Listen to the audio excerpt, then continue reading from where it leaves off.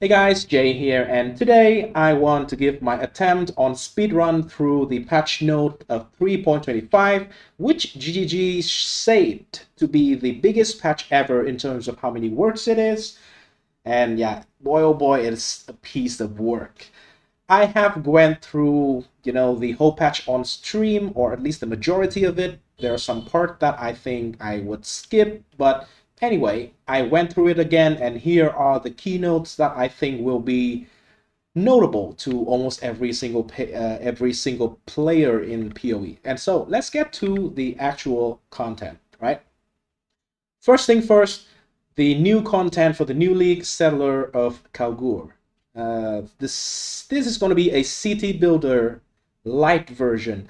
It's not going to be like very complicated from what I see on the trailer and from all the information that I have heard on the live stream, but it is you're going to have a couple of different houses places. They all have functions, and then you build them up. Eventually you gather the resources through mapping, and then you help the city to build up. Basically, the better the more progress that you got on the city building part of it, the more resources, the more currency, all those kind of stuff that you are going to get back from it. What I think is the most important and significant thing that directly affect the character power is the new crafting system that we get access to in the Settlers of Kalgur, which is the unique enchantment. For example, a highlight that I want to get is there's a modifier that basically is the same as the Mjolnir, which is trigger a socketed lightning gem on hit. Right here we have a trigger a fire spell on hit, and yeah, that basically is the example of what can be done with this system, right? It can just make a rare weapon. I'm not sure if it can make other unique, but it can make potentially a rare weapon to have very good stat as a rare, and then also have a unique build enabling things on it, basically. So that is very exciting. At least for me, it's super exciting. More builds, right? Next up, skill gem. New skill gems added is a new type of skill gem. They are removing the counter skill for melee, and they are adding back retaliation. And you can go through all of it in the patch note. There are I think 7 or 8 of it, but they all looks interesting so far. The visual looks nice, and I cannot wait to try. Melee damage is buff overall. It comes with also more mana cost on the skills. This is the way they are trying to balance melee versus range. Let's see how it works out. Let's see how it works out. The numbers looks very impressive in terms of multiplier. They do remove most, if not all, of the flat added damage on the melee skills, but the numbers, I think so far it will be significantly better than before. Also, they remove the ancestral totems entirely, so we have 4 more socket, and we do not have to rely on those conditional buffs that we have for melee, right? The compensation is already in the damage buff of the melee skills. Next part, the spell hits for leveling is nerfed overall. So basically they are removing a bunch of damage effectiveness early on in the low level gems. For a lot of gems, mostly spells, and mostly were very good for leveling before. Now they have less damage effectiveness in the early stage. They do not nerf the flat damage of the skill, they just nerf the damage effectiveness, so you benefit less from the flat spell damage from your wand, your weapon, or any other sources, basically. Which means level 2 gems early on is stronger right now than flat added spell damage, which is a very common vendor recipe that people use for leveling, right? Next thing, very big here, is item quantity from MF is completely removed. So all that you can have right now for your character bonus in terms of magic finding is going to be item rarity, and that's it, right? I'm not a fan of MF, so doesn't affect me. Sixth map slot, probably you already know because it's in one of the teasers. This is going to be adding more to the stuff that you can have for your strategy because you can use one additional scarab, right? It's just that simple. I don't think it's going to be way too big of an impact because one additional scarab, but the like kind of interesting and strategy enabling scarab are often limited to one use, maybe two use per map, for example, like that. So probably you just add a little bit more juices to the map strategy that you are running with. Like for example, if you run strongbox, you can put another scarab that adds strongbox to the map that you run, basically like that. Next, tier 17 is balance, right? Basically, they are nerfing the life and the damage of tier 17 monsters and bosses overall as a whole. Also, to accommodate this change, they remove back to basic. Thank God. That keystone is absolutely dog shit for the game. I mean, if you can run it, it's just way more rewarding, but it's super hard from running it compared to not running it, right? So it just basically create a massive differences that separated the player base of can and cannot do it. And if you can do it on tier 17, you are filthy rich, regardless of what you farm. If you cannot do it, you are filthy poor. Just that simple. So removing it is a big win for the game, in my opinion. People who get used to it and liked it might not like this change, but hey, complain to them. Next one, Simulacrum is the big win. 15 waves of Simulacrum only. However, accommodate this along with this change, they also buff the drop rate of voices on unique bosses killed in the Simulacrum. But the problem is the voices normally are now used for endgame builds, which stack a lot of jewels that abuse Adorn. But you know, spoiler alert, Adorn is also nerfed. So we'll see. The Simulacrum will be overall more more average reward per hour if you used it as a farming strategy. However, the value of the big drop, we need to see the actual market to actually determine it. I think overall the voices will drop in price compared to, for example, this league, where the voices are actually super rare. I mean, the 3 and 1 passive voices, their prices are multiple mirrors at some point, right? Next, huge win for POE over here. It has been 14 freaking years, and they finally add a currency auction house to the game. I do believe there are people who cry about it in the day one of the game. Probably not very like popular opinion from the start, but we have been crying for something like this already. For items, the current chase system is okay, it's manageable, but for currency it's very annoying. So this is a absolutely massive quality of life added to the game. Big win. I think this list is going to be good just with this shit. All right. Next one, this league is going to be very bad with this shit, at least for me. I know I just said it's good, but they completely triple nerfed Detonate Dead and Friends. They are no longer Detonate, they are just dead now.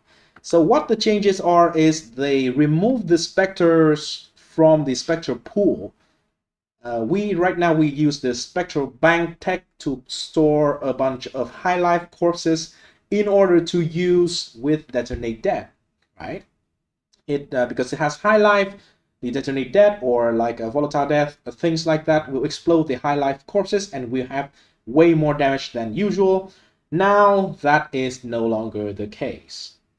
Second, they also nerfed the level of the corpses on Desecrate and also on Unearth. Oh my god.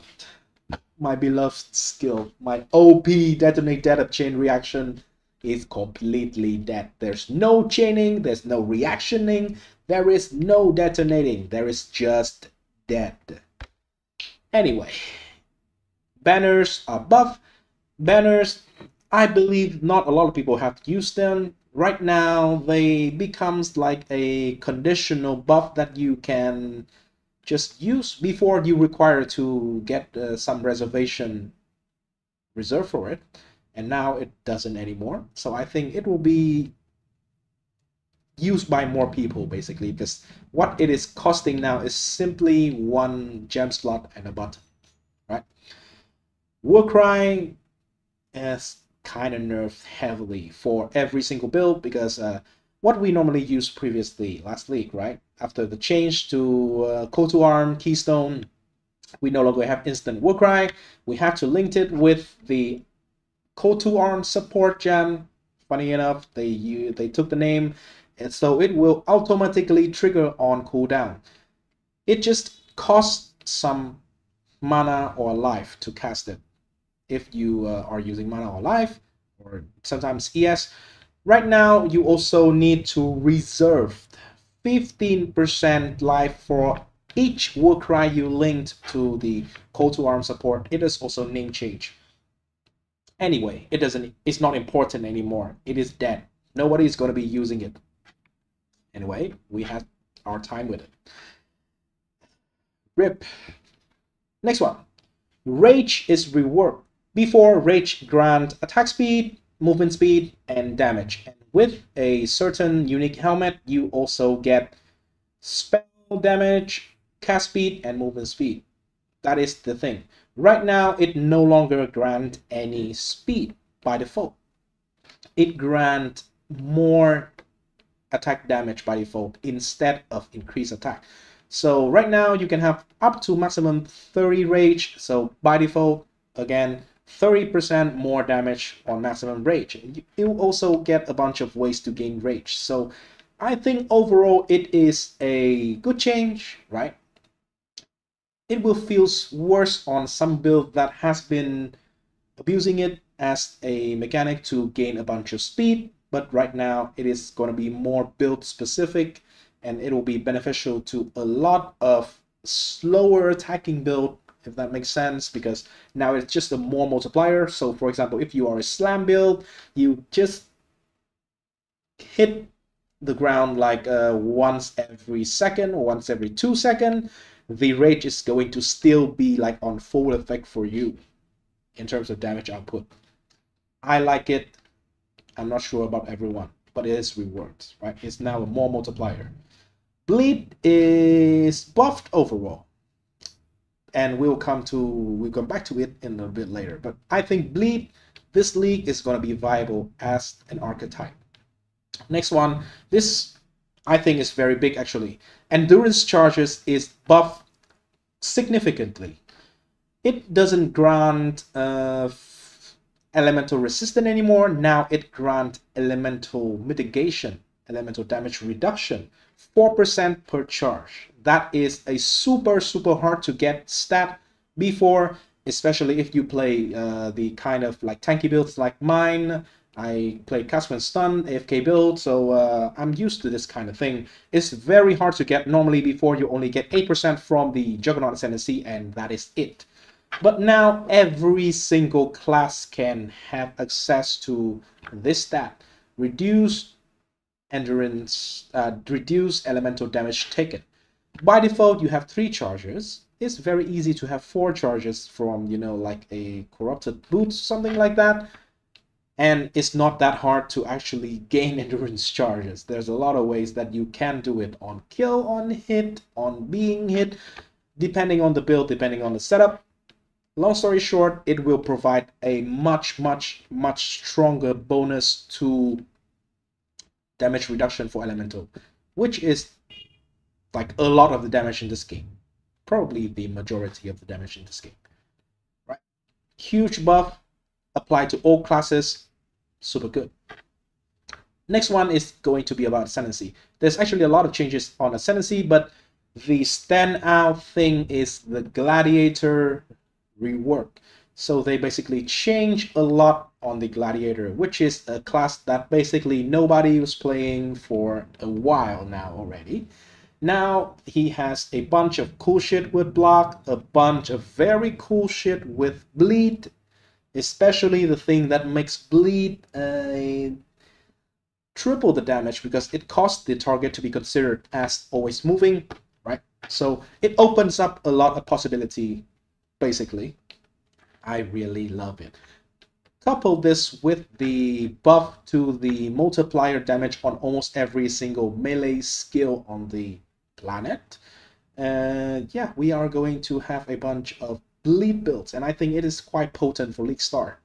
Because before, actually, from the people that I see, the rare people that still play some kind of bleed build for League Start, it performs pretty well. So with all the buffs, with all the changes, I believe it is going to be very good for League Start at least.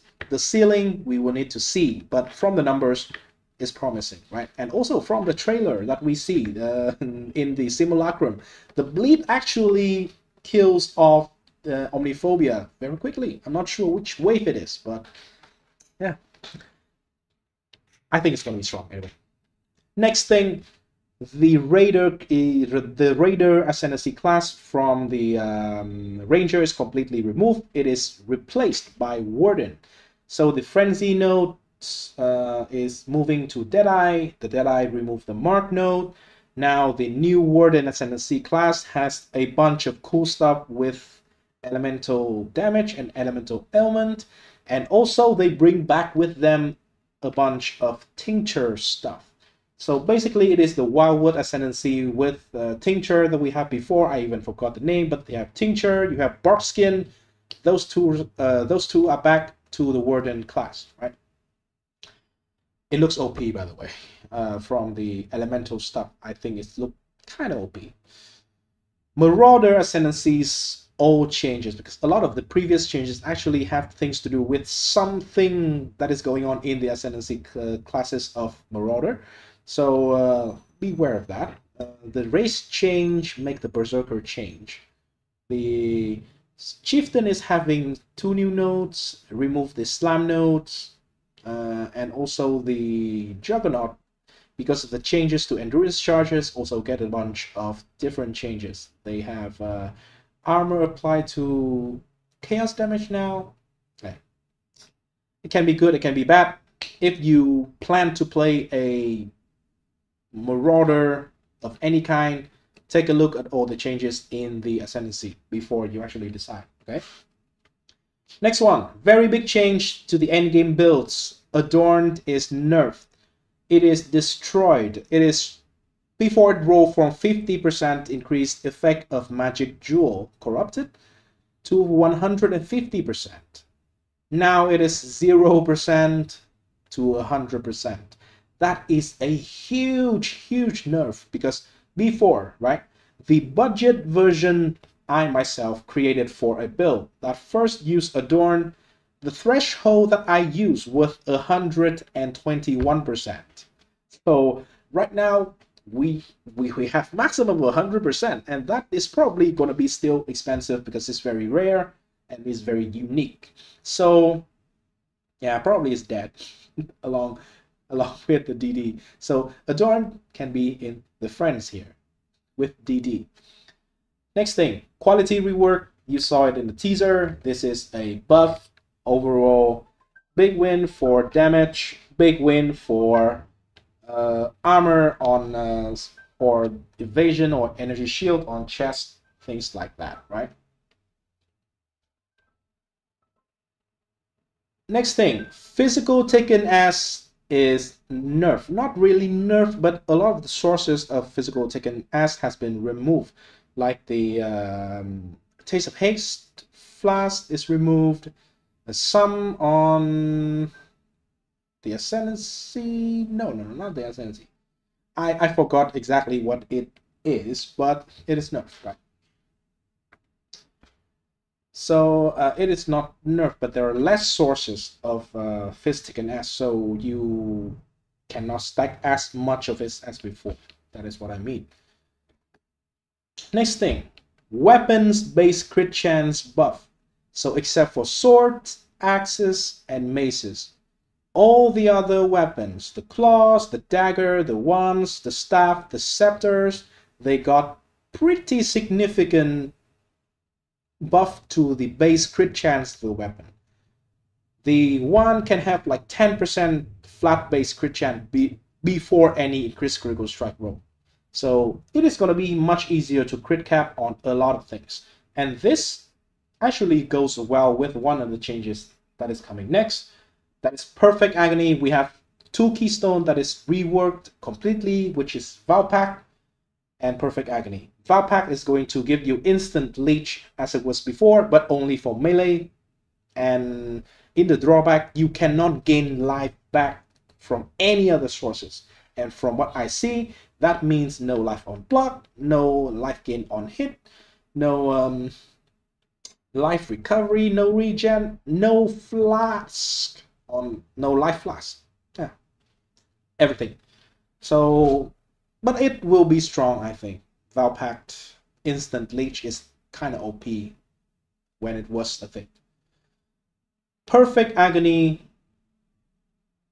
Now that basically the crit multiplier is gonna be converted into damage over time multiplier, so you can just scale a bunch of crit multiplier.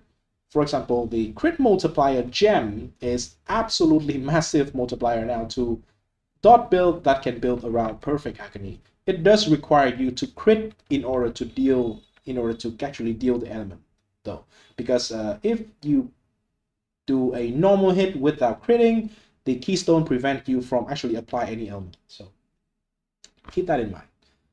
Next thing, static life bar. This is a quality of life chain, so it's easier to track the life of a boss that you fight. It's not on all the bosses in the game, like some random act bosses. It's not going to have it, but Pinnacle's going to have it.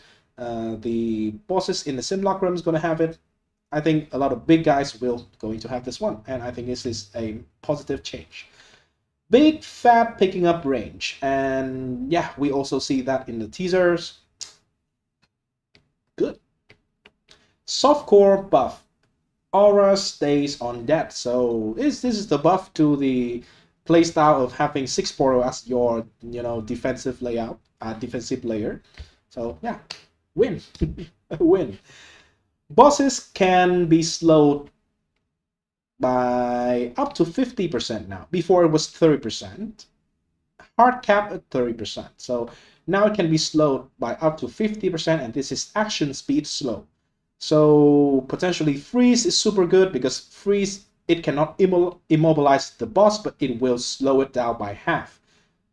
Very heavy chill can also be very good. For example, if you are a elementalist, you can have up to 40% chill, right? So those are going to be good. This also goes really well with the Warden, because with Warden do have a guaranteed freeze in an ascendancy. I'm not sure how exactly will it work. Will it be as face value as it is described? I don't know, but hey. At least we know that freezing is much better on bosses right now. Bandit quest reward is reworked. Before we have 2 passive point, or the options that we help one of the bandits. The standout one will be Alira, which is the majority of the choices, will give 15% over elemental resistances, 5 flat mana regen, which is super good on early game, and then crit multiplier, which is strong for crit. Well, right now it is going to be reworked. We only have either the choices of 1 point if we kill all bandits, or 40 life for helping Oak, 15% all elemental resistances if we help Alira, or 8% movement speed if we have Creighton. Those 3 things for 1 point are actually quite good. Let me explain before 2 points in the meta, where we all kind of eventually going toward using a lot of points in the passive tree to get many cluster jewels.